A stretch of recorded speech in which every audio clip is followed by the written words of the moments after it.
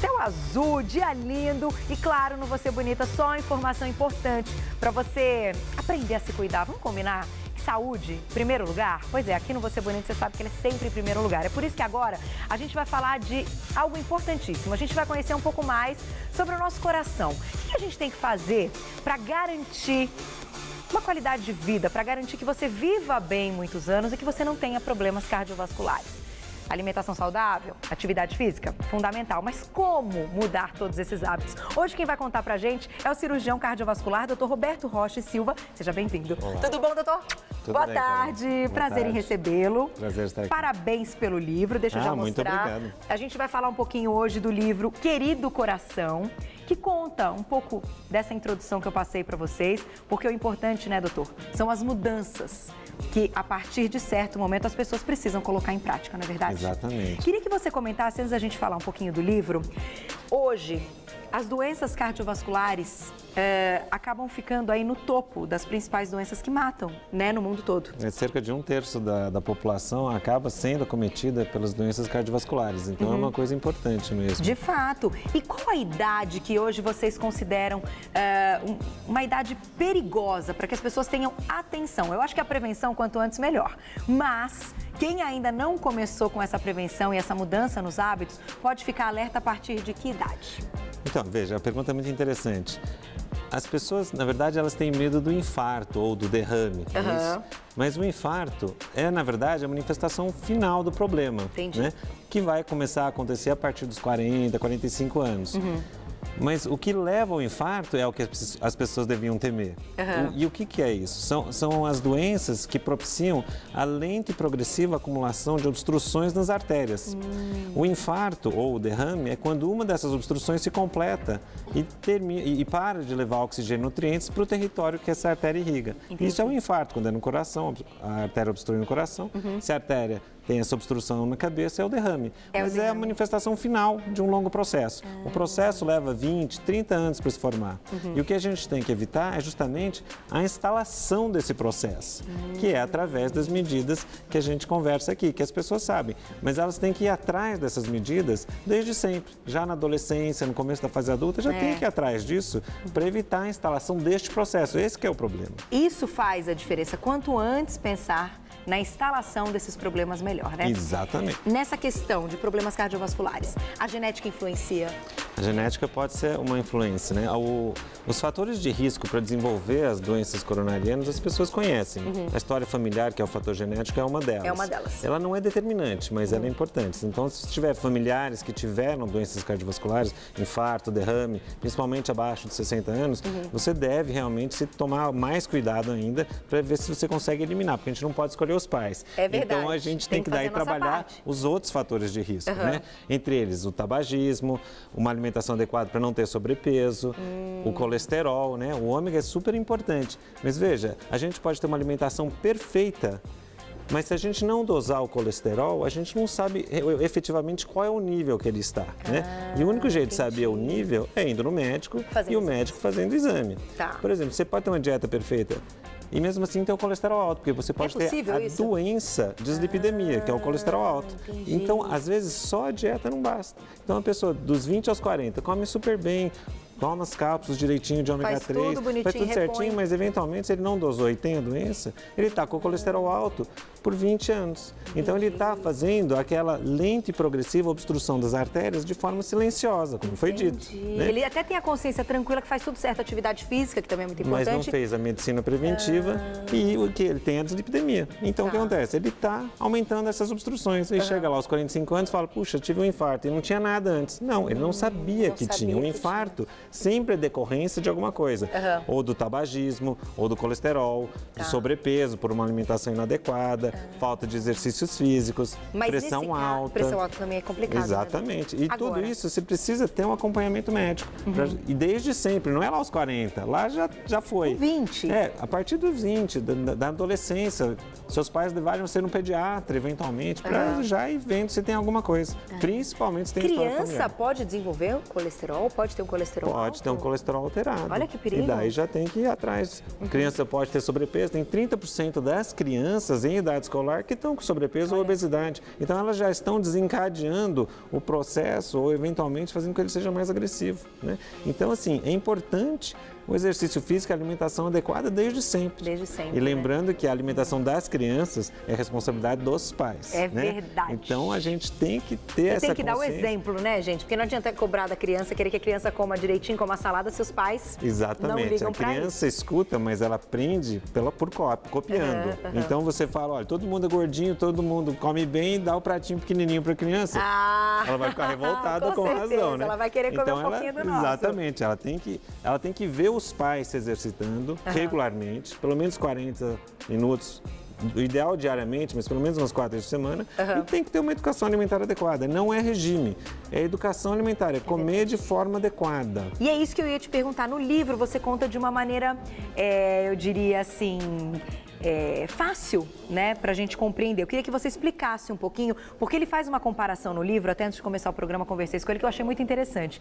Que ele conta como os homens no passado, né, no período das cavernas, enfim, bem no passado, viviam, né, e como morriam. E é bem diferente do que a gente observa hoje? É muito diferente, né? Porque antigamente as pessoas, para conseguir comer, elas tinham que ter atividade física, elas tinham que caçar o animal, tinham que andar para coletar comida. Né? Então, elas faziam exercício para conseguir o alimento. Hoje em dia a gente vai no supermercado de carro, né? Então a gente não faz exercício nenhum para conseguir alimentação. Compra, às vezes, comida pronta. E antigamente não tinha fartura de alimento. Então, o problema da obesidade simplesmente não existia, porque não tinha fartura de alimento, né? Hoje em dia o que você tem? Fartura de alimento e não precisa de exercício. Então esse é o caminho para o sobrepeso. Antigamente as pessoas não morriam de doenças cardiovasculares porque elas não sobreviviam além dos 40 anos.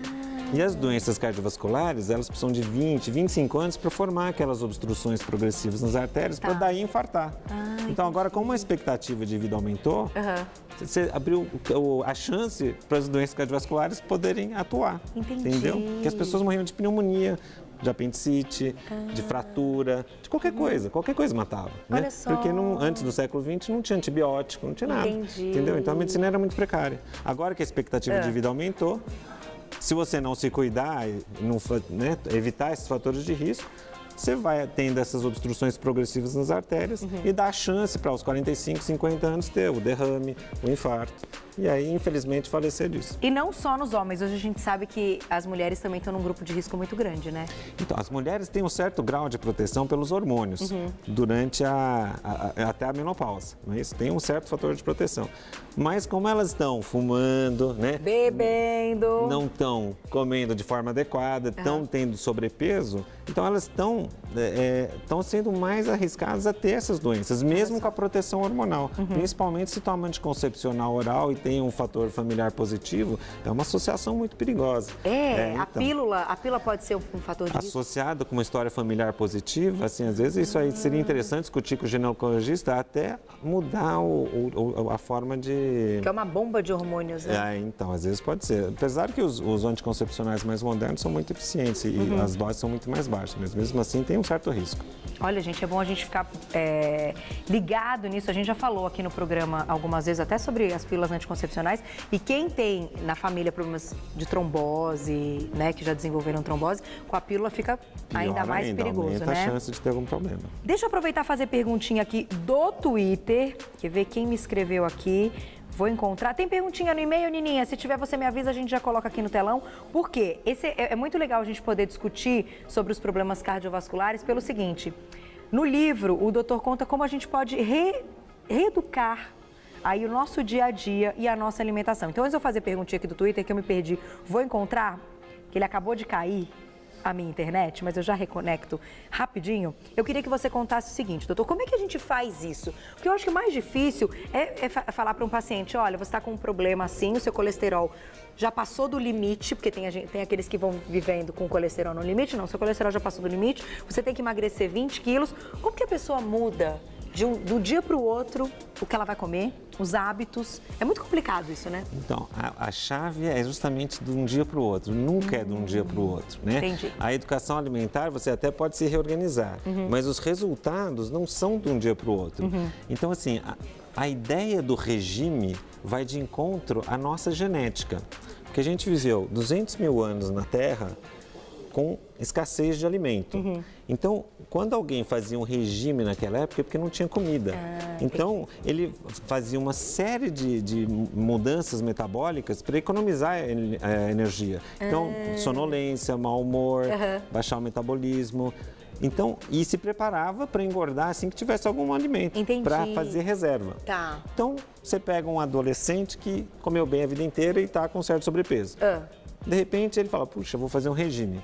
Faz uma privação de Corta comida. um monte de coisa. Porque a base de todo regime é uma privação de qualquer tipo de comida por um determinado tempo. Verdade. O que o corpo dele interpreta? Que está numa fase de escassez de comida.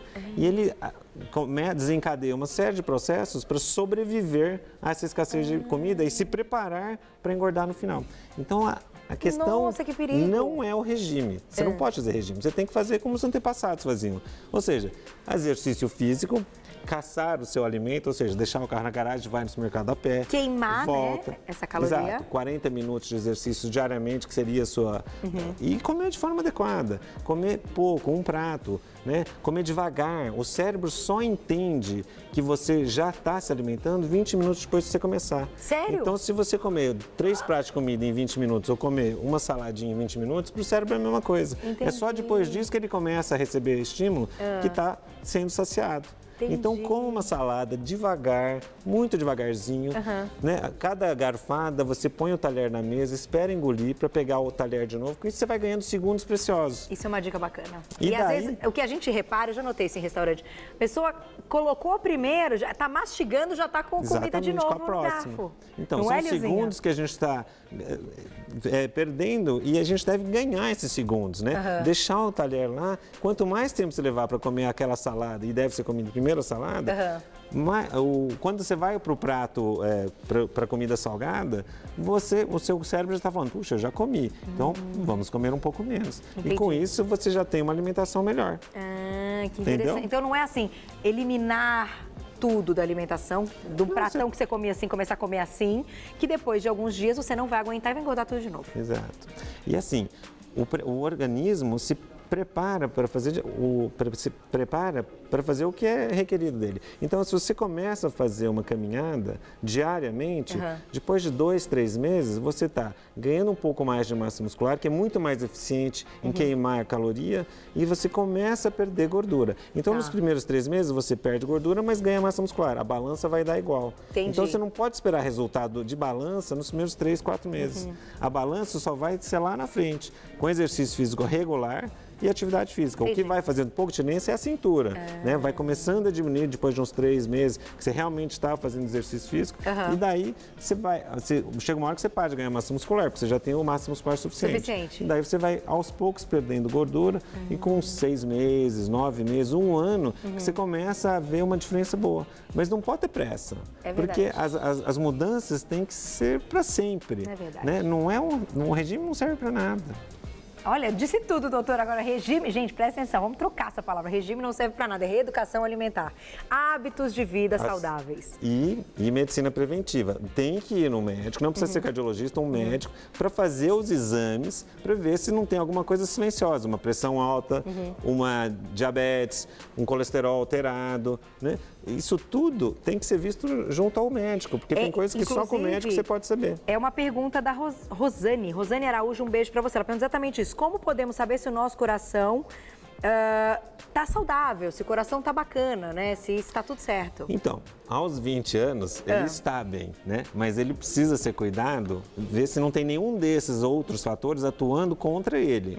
Se não tiver nada, tá ótimo. Mas isso tem que ser visto de tempos em tempos, justamente para ver se não apareceu um colesterol, se não apareceu uma pressão alta, que é isso que vai fazer aparecerem aquelas obstruções progressivas nas artérias. Entendi. E que lá na frente vai ter um infarto. E esse check-up deve ser feito anualmente? De acordo com a critério do médico. Tá. Mas tem que começar. Não importa a idade que você dá, tem que ir lá começar. Para ver se não tem nenhuma alteração que já está lá. Se já tiver, já tem que começar a tratar. Veja, se uma pessoa tem pressão alta e ela não cuida dessa pressão e ela fica aí com pressão alta 20, 30 anos, é provável que lá nos 50 anos ela tenha um infarto, um derrame, alguma complicação. Agora, se ela tem pressão alta e trata de forma adequada, com acompanhamento médico, a pressão dela vai ficar normal e ela não vai desenvolver essas placas terríveis que vão levar ao infarto lá na frente. Então, é medicina preventiva. Essa é a que funciona. O livro é para empurrar as pessoas em direção à medicina preventiva, não importa a idade. E vai ao encontro aqui do Você Bonita e das nossas pautas, exatamente tem o mesmo objetivo, fazer com que as pessoas percebam que vale a pena, que essas mudanças valem a pena. Né? Veja, se você já, por exemplo, não fez isso aos 20, mas está aos 45 anos, é importante medicina preventiva, ainda que seja? É lógico, porque se você já tem algumas obstruções nas artérias, mas nenhuma se fechou, a manutenção dos fatores de risco, do tabagismo, da pressão alta não controlada, do colesterol não controlado, ela vai aumentando a chance dessas placas que eventualmente já estejam presentes, aumentarem e eventualmente uma romper, que leva ao infarto. Então, controlando os fatores de risco, você diminui a chance da progressão da doença ou eventualmente a transformação dessas obstruções numa obstrução da artéria que é o infarto ou o derrame. Então, qualquer hora, em qualquer fase da vida, você deve procurar o médico para ele checar os fatores de risco e tentar eliminar, menos os antecedentes pessoais que seriam matar os pais, né? Mas os outros fatores teria que ir atrás. O que é nossa, na verdade, o que é da nossa conta, o que nós podemos fazer, a gente tem que fazer a nossa parte. E Ninha, dá tempo de fazer só uma perguntinha do Plasma, por favor, por favor, por favor. Vamos colocar na tela, então, que chegou uma perguntinha no nosso e-mail, aliás, chegaram várias, mas essa vai dar tempo, olha lá. Marilza, um beijo pra você. Minha avó teve infarto e minha mãe também. Geneticamente, eu também posso ter. Então, assim, se é um histórico mesmo, vó, mãe, aí é mais sério ainda, né? Porque às vezes é uma pessoa só da família, não se repetiu Então aí depende, tanto. Se o infarto foi lá aos 70 anos, né? A pessoa numa fase mais avançada da vida, aí não é tão característica a história familiar. Mas se o infarto foi entre 40, 55 anos, até os 55 anos, aí já tem um certo fator predisponente de genético. Aí ela tem que se cuidar, não de mudar a genética, é impossível, mas mudar o resto. Se tiver algum outro fator, tem que eliminar. Porque eventualmente um fator isolado não é obrigatoriamente vai levar a essas lesões nas artérias. Mas a associação da história familiar com algum outro fator de risco potencializa, um potencializa o outro. Então aumenta muito a chance. Então se você tiver história familiar, você deve estar atentíssimo a todos os outros fatores de risco. Desde sempre, eu brinco. Principalmente cigarro, sobrepeso, sedentarismo. Esse prato aqui está simbolizando, dá uma olhada, aqui é o alface, a gente sabe que é super saudável, mas aqui tem linguiça, né, doutor, ovo. Tá uma mistura boa aqui. Mas se você fizer ginástica, você tem direito a comer. Se você for lá, se a gente queimar, pode. Exatamente. Né? Exatamente. Falam isso mesmo, que de fato a gente pode ter com vontade de comer. Hoje a gente vai fazer um risoto super light, daqui a pouquinho que eu vou mostrar pra vocês. É light, mas é um risoto. Tem que queimar depois. Ou antes, né? Ou antes, né? É verdade, já pensa fazer que você vai comer. Ou fazer jus ao sábado risoto. e domingo, fazer então, né? acorda no sábado e no domingo e já vai pro Ibirapuera e depois faz um almoço gostoso. O joguinho de futebol domingo é ótimo, mas se for só o joguinho de futebol é ruim, porque daí ele não está caracterizando exercício físico regular. Você precisa fazer exercício 3, 4 vezes por semana no mínimo. Para caracterizar, então, se você fizer só o futebol, é ruim. Agora, se fizer futebol mais as caminhadas durante o resto da semana, tá ótimo. Você está condicionando seu coração, está protegendo ele de fato.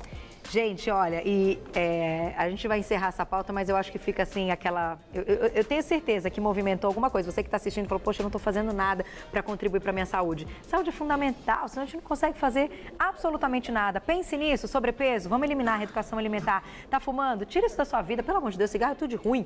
Credo, além de ficar um cheiro horroroso, né? Não dá, tem que tirar o cigarro. E outras dicas que você vai encontrar no livro do Dr. Roberto Rocha Silva, Querido Coração. O livro muito bacana, com certeza vai dar aquele empurrãozão que faltava, né, doutor? Tomara, isso é muito legal. Quero agradecer mais uma vez, doutor Roberto Rocha Silva, cirurgião cardiovascular. Te espero numa próxima oportunidade para a gente conversar mais. Obrigada. Obrigado.